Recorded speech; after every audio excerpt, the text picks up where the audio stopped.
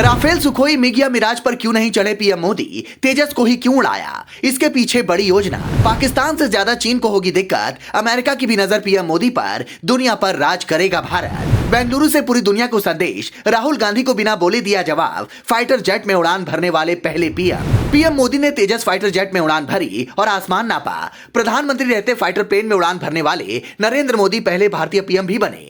हर कोई social media पर उन तस्वीरों को अपने हिसाब से कैप्शन दे रहा है, कमेंट कर रहा है, लेकिन पीएम मोदी मस्ती करने तेजस पर सवार नहीं हुए। इसके पीछे बहुत बड़ा और सोचा समझा मकसद है, वो बताएं उससे पहले समझिए कि कैसे प्रधानमंत्री ने बिना कुछ बोले राहुल गांधी को जवाब दे दिया है, वो भी करारा। दरअसल राहुल गांधी कहते रहे कि मोदी सरकार ने HAL को बर्बाद कर दिया, लेकिन HAL के बनाए लड़ाकू विमान में जब आज पीएम मोदी आसमान में उड़ान भर रहे थे तो मानो कह रहे हो कि देख लो राहुल गांधी, ये उसी HAL का बनाया हुआ विमान है। लेकिन पीएम मोदी का मकसद राहुल गांधी को जवाब देना नहीं था, क्योंकि तेजस पूरी तरह से स्वदेशी विमान है जिसे HAL ने तैयार किया है। कांग्रेस की सरकार जो 70 सालों से करने की कोशिश करती रही, वो मोदी सरकार ने 7 सालों में करके दिखा दिया।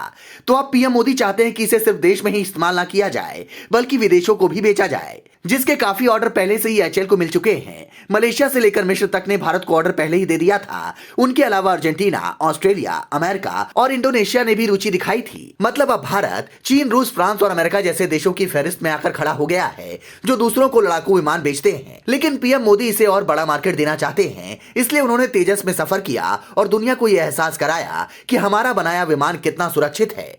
क्योंकि अब तक भारत बाहर से आयात किए विमानों से ही काम चलाता रहा है, जिसमें मिग ने तो कई भारतीय पायलटों की जान ली है। इसलिए अब भारतीय सेना अपने विमान बनाने की ओर कदम बढ़ा चुकी है और तेजी से आगे बढ़ रही है। भारत के पास फिलहाल 36 राफेल, 69 मिग-29, 59 मिराज, 139 जगुआर और 125 मिग-21 विमान हैं, जो सब विदेशी हैं।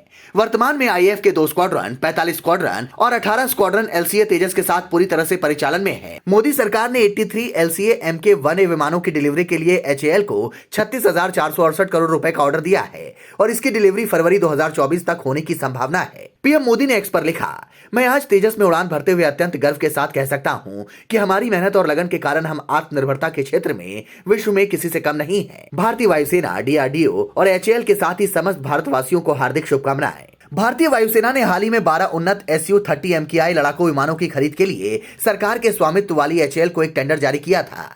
मोदी सरकार ने रक्षा तैयारियों को बढ़ाने और स्वदेशीकरण के लिए जो बड़े कदम उठाए हैं, उनमें तेजस विमान भी शामिल है।